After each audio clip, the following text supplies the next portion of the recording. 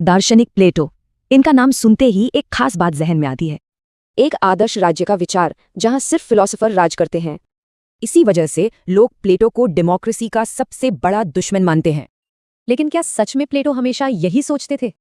तो चलिए देखते हैं इस दार्शनिक के आखिरी शब्द क्या कहते हैं।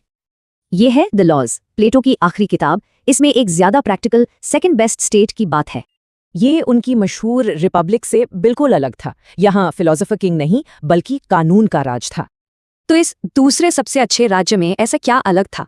प्लेटो के मुताबिक राजशाही और लोकतंत्र दोनों ही किसी भी शासन की नींव हैं।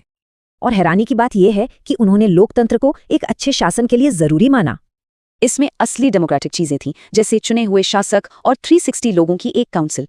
मकसद था एक मिक्स्ड सरकार बनाना जहां एक सही बैलेंस हो। लेकिन इस सिस्टम में एक बहुत बड़ा पेंच था। प्लेटो थिएट्रोक्रेसी से डरते थे, मतलब कवियों और कलाकारों का राज जो अराजकता फैलाता है।